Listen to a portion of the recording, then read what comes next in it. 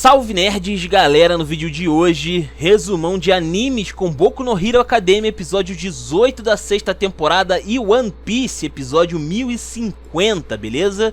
Então vamos lá, sem maiores enrolações, vambora pro vídeo. Bom, a gente começa aqui então falando sobre o Boku no Hero, né? A gente começa com o Midoriya aqui. Esse coma do Midoriya, na verdade, foi uma intimação que ele recebeu ali dos antigos usuários do One for All, né? Tá todo mundo ali na sala e tem uma galera de cara pra parede, não sei porquê, meio bizarrão, mas é a vida, né? Enfim, depois ali então da abertura, né, do anime, a gente tem uma explicação ali do número 1, né, sobre o que aconteceu, né? Por que eles estão mais, vamos dizer assim, mais intrometidos agora. Basicamente, normalmente eles só se encontrariam com o usuário atual através de sonhos e pequenos contatos, né? Mas, com o crescimento repentino do One for All, recentemente, eles conseguiram ter mais influência, né? Eles tiveram também, meio que, eles também ganharam mais poder para poder interagir com o usuário atual, mais ou menos essa ideia. Fora que o All for One, né, ter tentado invadir também meio que fez ali com que eles tivessem mais influência também, né? Porque ele meio que rompe ele meio que força eles a virem pra tona, né? O One for All vira à tona. Então meio que eles conseguiram também ser puxados meio que pra fora ali do recluso que eles normalmente ficam por causa do All for One também, né? E bom, basicamente ali a gente tem ali o Lariat, né, mandando uma gracinha dizendo que eles garantem a privacidade do Midoriya, o que eu duvido muito, e isso levanta alguns questionamentos preocupantes, né, sobre o crescimento aí do garoto, né, mas enfim, a gente vê que o Midoriya, ele consegue falar brevemente ali, ele fala de um jeito meio esquisito, meio modulado ali, mas ele consegue, né, e já que ele tem como falar, né, então agora ele vai poder bater um papo com a galera, mais especificamente com, primeiramente, o número 4, né, que é o tal do Hikage, que ele se apresenta ali, né. Ele é um cara boladão ali, troncudão, grandalhão e tal. E apesar de ele ser meio recluso, meio na dele ali, ele tem um lado até bem engraçado ali. A gente viu o Lariat provocando ele com o poder de chicote, né, e ele tem a habilidade que o Midoriya despertou recentemente, que é o de ter uma espécie de sentido aranha, né. E bom, acontece que isso aí gera um debate, né, sobre o porquê que esse cara morreu. Porque, pô, é um cara que tem um sentido aranha, né, tecnicamente falando, então meio que é impossível dele morrer, teoricamente, né. Mas ele morreu jovem, ele morreu com 40 anos, né. Pô, meio louco isso, né. E o Lariat também, se não me engano, morreu cedo, também, que é comentado aqui. E aparentemente o motivo do porquê que ele morreu é de velhice. Sim, ele morreu de velho aos 40 anos. Exatamente isso, bizarro. E bom, o motivo do porquê, né, que ele morreu de velhice tão jovem, pelo que eu entendi ali, foi o seguinte. Na vez dele, né, ele decidiu que ao invés dele usar o One for All pra ser um herói ou pra ajudar as pessoas, ele decidiu que na vez dele, ele ia fortalecer o One for All. Ele focou só em treinamento, que aí quando ele tivesse ali que passar o poder adiante, o poder estaria mais bufado, né, mais boladão. E ele conseguiu realmente aumentar o poder do One for All nesse meio tempo que ele ficou recluso, né? Só que isso também fez com que ele acabasse se degenerando muito rápido. Isso é bem bizarro. E aparentemente, quando o One for All ele entra nas pessoas que já têm um poder passivo, como é o caso dele, do Lariat, da Nana Shimura, etc., aparentemente isso faz com que o One for All bata a cabeça no corpo da pessoa com o poder que ela já tem. E aí toda vez que a pessoa usa o One for All, isso causa uma espécie de envelhecimento precoce na pessoa. E foi basicamente por isso que ele morreu tão jovem, né? Fora que a maioria dos usuários ou morreu muito cedo, né, devido a esse problema, ou morreram porque morreram em combate, né, basicamente. Mas isso não foi o caso nem do primeiro usuário e nem do All Might, né? O All Might tá aí pimposo, né? Ele basicamente 40 anos foi só o trabalho do All Might, basicamente, né? Então, assim, tem história o All Might aí. E por que ele não teve esse envelhecimento precoce, né? Porque ele não tinha poderes, né? E o primeiro também não tinha, o primeiro usuário também não tinha. Então é bem interessante, né? Que quando você não tem poderes, aparentemente você consegue ser preenchido totalmente, o espaço do seu corpo que é responsável pelo quirk, né? Ele é meio que preenchido completamente. E não dá zica, né? Não tem essa briga mental, genética, sei lá, com o One for All, né? Bem louco. Fora que os usuários que não têm nenhum outro poder, eles conseguem fortalecer mais também essa individualidade, o que é um ponto interessante para o Midoriya, porque no caso, quanto mais poderoso é o One for All, mais ele prejudica potencialmente quem ele for passar adiante, né? Seja porque ele vai exigir mais do corpo da pessoa, né? Porque ele vai ser mais poderoso. E também, no caso da pessoa já ter um poder, a pessoa vai morrer mais cedo se usar o One for All, né? Não usar com muita parcimônia. Então isso faz, tecnicamente, com que o Midoriya seja o último, o último cara a herdar o One for All. Porque se ele passar pra alguém que tem poderes agora, lembrando que pessoas comuns que eles comentam aqui no episódio são pessoas com quirks, tá? E não sem quirk. Sem quirk é uma raridade, na verdade, tá? Então assim, se ele passar para pessoas comuns, as pessoas vão morrer mais cedo. Então o Midoriya tem essa responsabilidade também, né? De estar carregando aí o fardo de ser o último, talvez, aí da linhagem, né? Além disso, eles também entram aí numa história envolvendo o Shigaraki, né? Porque eles perguntam aqui para o Midoriya, principalmente a Nana Shimura, se o Midoriya pode matar o Shigaraki, né? E é bem triste, né? Você vê a Nana Shimura comentando isso daqui, né? Basicamente a explicação é o seguinte: eles percebem no sentimento deles que o Midoriya, ele não quer matar o Shigaraki, ele quer salvar o Shigaraki, né? Do sofrimento que ele tá passando. Mas a galera ali não concorda muito com isso, basicamente, né? E aí então isso abre um precedente. Porque eles sabem que o Shigaraki, ele tem muito ódio no corpo dele. E o All for One, aparentemente ele já tinha tentado extrair o One for All, né, outras vezes, mas ele falhou. Isso porque o One for All, ele se prende ao usuário por um sentimento muito forte. Todos eles tinham algum sentimento para manter o poder com eles que era muito forte, forçava o poder a continuar no corpo deles. E pra você tirar o poder então do usuário do One for All, você precisa de um sentimento muito forte também relacionado. E o Shigaraki tem esse sentimento, que é o sentimento do ódio. Ele foi construído pelo All for One para ser uma máquina de odiar tudo e todos, né? Então assim, é bem legal. E basicamente, então, teoricamente, no corpo do Shigaraki, o All for One poderia ali, de alguma forma, pegar, né, o One for All ali pra ele. E o Midoriya tem essa responsabilidade de dar um fim a isso, né? Só que o Midoriya manda um discurso aqui muito maneiro, muito legal mesmo. Ele fala que, conforme ele teve algumas lutas ali, né, no decorrer da jornada dele, ele não sabia por que as pessoas tinham ido pra esse caminho de perdição, né? Por que as pessoas tinham se perdido. E é bem legal que mostra ali momentaneamente como é que é? Gently Criminal, se não me engano. E ela brava, né? Pra quem tá acompanhando aí o mangá sabe que é um negócio muito, muito triste, né? Enfim. E não só isso, né? A gente também vê aqui que ele comenta que o All Might, né? Ele ensinou pra ele que esse poder, One for All, ele era um poder que era pra ser usado pra destruição. Mas com o passar do tempo, ele foi virando um poder que é pra salvar as pessoas, né? Fora que além dele ter sido cultivado por vários usuários anteriores, não só isso foi cultivado, não só o One for All foi cultivado, mas também as esperanças e os sonhos das pessoas que eram impactados diretamente pelo uso do One for All para o bem, né?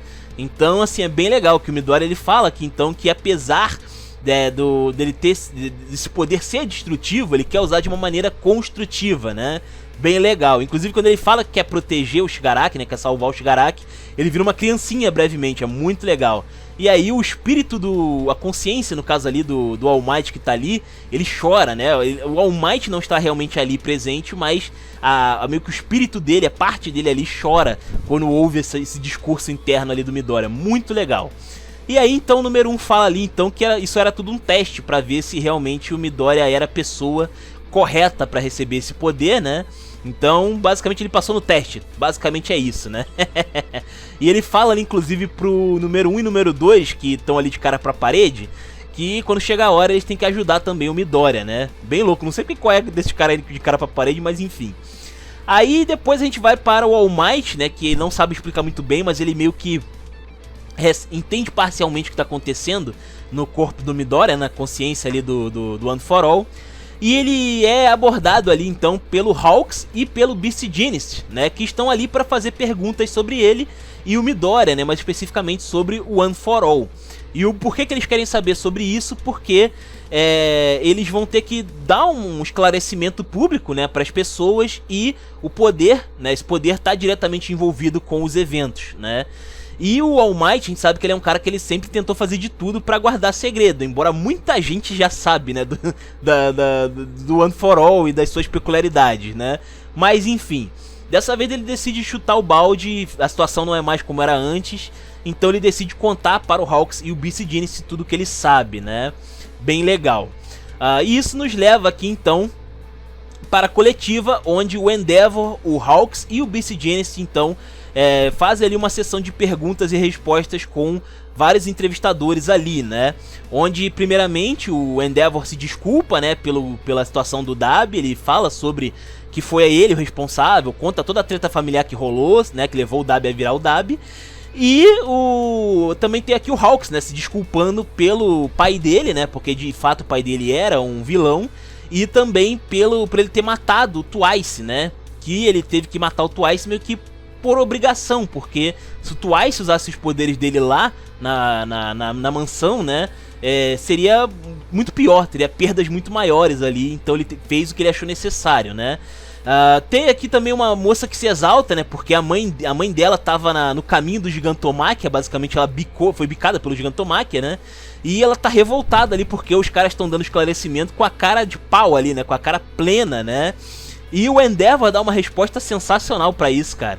Que ele fala ali que eles estão com essa cara de pau ali porque demonstrar choro ou derrota ou lamentação não vai mudar o que aconteceu com a mãe daquela moça. Eles precisam dar a cara a tapa agora, né? E explicar a situação e aceitar a culpa, a responsabilidade pelo que aconteceu, né? E poder lidar com essa situação aí da maneira mais adequada possível, né? Então assim, mostrou muita responsabilidade e maturidade o Endeavor, tá ligado? A moça ficou sem palavras praticamente ali depois, foi bem legal.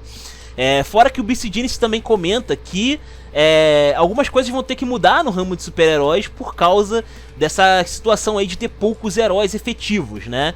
Basicamente o que ele fala ali é que os heróis, eles vão ter que tomar conta de uma área muito menor, tá? Então vai ter uma área muito grande aí do Japão que vai ficar sem jurisdição dos heróis.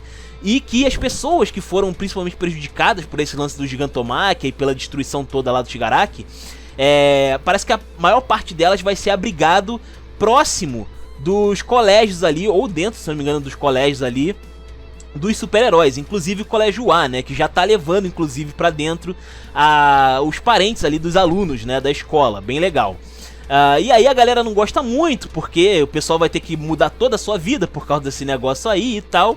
Mas quando o pessoal começa a criticar o BC Genesis e o Hawks, o Endeavor chama a responsabilidade pra si, dizendo que se eles tiverem alguma coisa pra reclamar, que reclame com ele, né? Chamou a responsabilidade pra si, deu a cara a tapa e a galera meio que deu uma parada, né? Meio que pararam pra pensar ali bem no que eles vão falar, né?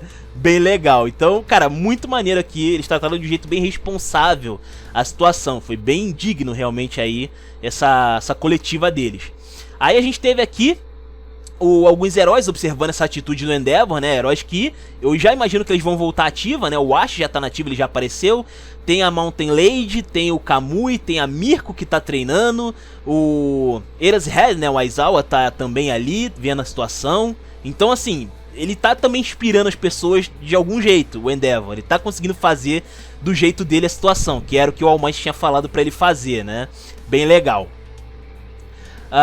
Depois a gente teve aqui então uma outra cena, né, que é o Dabi rapidinho, né, só deleitando ali a situação. Mas o que realmente chama atenção é o que vem depois, que é o Mineta aparecendo ali do nada com uma papelada na mão, dizendo que o Midoriya deixou uma carta ali na frente do quarto dele. E não foi só a dele, né?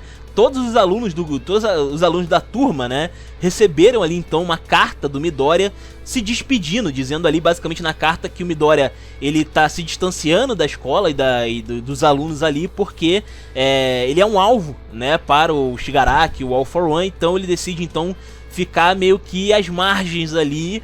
E ele vai continuar ali, aparentemente exercendo a profissão de super-herói, mas ele não vai ser um super-herói, né?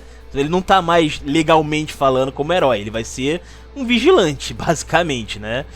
E algumas pessoas não receberam bem essa situação, como foi o caso da Uraraka, que levanta um questionamento aqui válido, né? Os heróis é quem costumam salvar as pessoas, é quem segue o caminho difícil. Mas quem é que salva os heróis quando eles precisam de ajuda, né? Quem é que faz o palhaço rir? Que é um assunto que já tá aí há um tempinho, né? E parece que isso aí vai ser abordado agora, né? E entramos então aí na reta do Midoriya Vigilante. Irado. E agora falando sobre One Piece, episódio 1050, a gente tem aqui uma reunião lendária, né? Porque nós temos aqui o futuro Shogun de Wano, que é Momonosuke, Luffy do Chapéu de Palha e Yamato, né? Depois daquele golpe avassalador combinado aí do Luffy com o Yamato, que arremessou o Kaido pra longe. O Kaido não tancou aquele golpe, só voando pelo menos, né? E assim, eu não me lembro do Kaido sair voando tantas vezes não, tá? É raridade isso daqui que a gente viu, foi uma senhora porrada pra tirar esse maluco do lugar com tanta violência, tá ligado? E bom, a gente teve ali então uma reunião breve, né, da galera, onde Yamato conversa ali com o Luffy, né? O Luffy disse que demorou um pouquinho porque ele teve que comer pra recuperar as energias. E o Kaido, obviamente, não sofreu muita coisa com aquele golpe extremamente violento, né? Ele acaba se levantando ali dos destroços em formato de dragão agora. E a primeira coisa que ele faz ali é questionar, primeiramente, né, o Luffy, né? Como é que você tá vivo, né? E o Luffy, obviamente, manda braba, né? Claro que eu tô vivo, pô. Você é o rei dos piratas, rapaz. Você é aquele que vai encontrar o One Piece, né? E o Kaido fala que o One Piece é dele. Querendo já tirar o sonho do menor, né? Mas o que chamou a atenção também aí do Kaido foi esse dragão rosa gigante aí na frente dele, né? Da onde diabos saiu um dragão rosa? Aos 45 do segundo tempo, né? Me aparece um dragão rosa e o chapéu de palha em cima dele ainda, no estilo Naruto, praticamente aqui, né? E aí, então, o Kaido pergunta, né?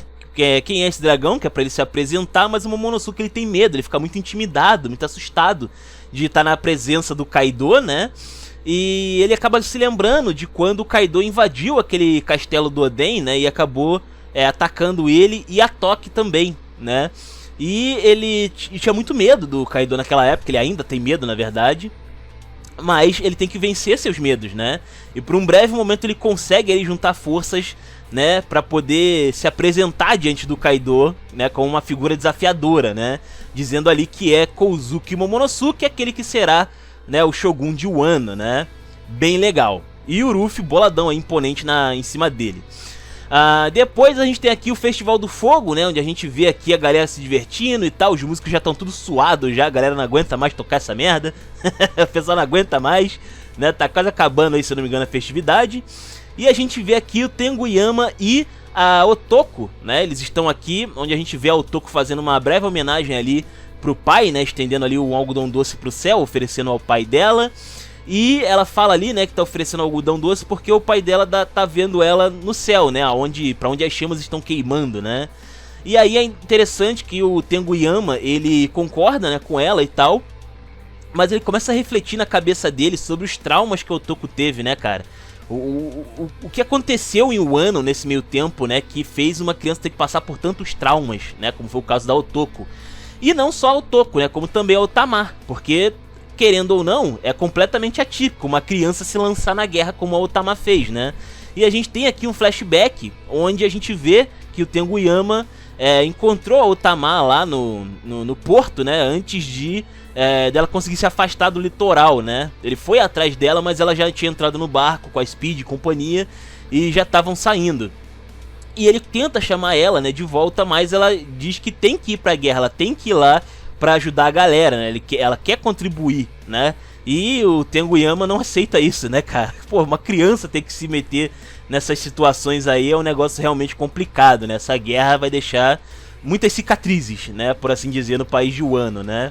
Bem louco. Fora que a gente também vê aqui, né, que no meio das nuvens ali meio densas, dá pra ver a sombra de Onigashima se aproximando como se fosse um OVNI, né? Como se fosse um ARP, né? Que o pessoal chama hoje em dia. Pois é. Depois a gente tem aqui então o Mary, né, vendo ali a situação, né, do Momonosuke, Luffy e Yamato contra o Kaido. E parece que ele não percebeu ali que o Momonosuke já tinha falado o nome dele, né, já tinha se apresentado, porque ele não fala que é o Momonosuke ali, ele só fala que tem um dragão rosa, né, bem doido. E que o Luffy estava em cima desse dragão rosa, inclusive, né. Bom, e acontece que ele fala que tem 2 dragões no topo de Onigashima. E isso é importante pro que a gente vê na sequência, que é o quê? Inuarashi enfrentando Jack e Nekomamushi enfrentando Perospéros, né? A gente vê ali que os dois estão levando muita vantagem, né? O Inuarashi, ele tá, obviamente, vencendo ali de lavado o Jack. E o Nekomamushi já acabou com o Perospéros, né? O Perospéros já não tem mais como se defender do Nekomamushi transformado ali em Sulong também. E só faltava dar o golpe final, basicamente, ali nos dois, né? Pra terminar a situação toda. Mas, como o Jack comenta aqui posteriormente, né? O fato de ter dois dragões em Onigashima é vantagem pra ele, porque os dragões trazem nuvens de tempestade, né? Então ter dois dragões no topo de Onigashima faz com que o céu acabe ficando fechado, né? O tempo fecha ali. E isso faz com que a lua fique escondido, forçando aí a forma Sulong a retroceder, né? E isso é um problema para o Inuarashi, que tá na frente ali do Jack, né? Porque ele acaba também com a estamina, né? O Sulong também suga as estaminas ali do usuário. E também é ruim para o Nekomamushi, né? O Nekomamushi sofreu até um pouco mais, na verdade, porque o Perospéros, ele acaba se soltando, né? Quando o Nekomamushi se destransforma ali em Sulong. E o Perospéros começa a cravar várias estacas ali de doce, né, no Nekomamushi. E também joga ali na galera que tenta ajudar ele, né, os outros Minks ali. E aí o Nekomamushi cai derrotado no chão. E o Perospéros também ativa ali aquela bengala doce dele pra poder criar um machado doce, né. E ele vai tentar executar aí o Nekomamushi, né, cara. Então, assim, ficou meio ruim. Deu ruim, mas deu bom o Momonosuke chegar, né. Deu ruim, mas deu bom também. Aliás, deu bom, mas deu ruim, ao contrário, né? Porque ele ajudou lá em cima, mas não atrapalhou um pouquinho aí, né? Os dois aí que já iam acabar com a luta agora, né? Se não fosse a chegada aí do Momonosuke, né? Enfim. E aí então o Kaido, né, fica bolado, né, e tal, com a presença não só do Momonosuke, mas também do Ruffy, né? Porque são dois fantasmas ali na frente dele. E ele fala que esse mundo não precisa de dois dragões, né? E aí então ele tenta atacar o Momonosuke usando um Borobreath, né? E aí o Ruffy fala, não, tá tranquilo, né? Porque você, Momonosuke, dragão gigante, consegue também usar uma baforada de fogo, né? E o Momonosuke fala, não, cara, como assim? Uma bola de fogo do nada? Não tem como dar um tiro de fogo do nada assim, né? Que bagulho é esse aí, né? Uma pessoa normal não faz isso normalmente, né? Doideira. E aí então ele, em vez de usar o Borobreath pra combater o Kaido, ele acaba então desviando, né? Do Borobreath ali. Foi até bem legal, foi uma esquiva bem interessante ali dele, usando o seu corpo ali de dragão pra ficar em volta do tiro, né? Ficou bem interessante. Ainda assim, o Ruffy não se intimida, né? E tenta então motivar o Momonosuke a continuar lutando contra o Kaido. Inclusive o Momonosuke fala que não veio pra lutar, né? Ele só queria dar uma carona pro Ruffy, né? Basicamente a ajuda dele na batalha seria essa. Mas o Ruffy acaba forçando o Momonosuke a lutar, porque ele manda o Momo morder o Kaido, do nada. Momo, vai lá e dá uma dentada nesse maluco aí, né? O que faz aí o Momonosuke ficar, tá maluco, cara? Que isso, né? Do nada essa parada. E aí o Ruffy não dá espaço pro moleque dialogar muito, né? Chega de diálogo, vamos pra pancadaria. E aí o Ruffy pula no Kaido e dá um Elephant Gun, né? Elefantogun ali no Gear 3. E o Kaido cai no chão, cai com a cabeça no chão.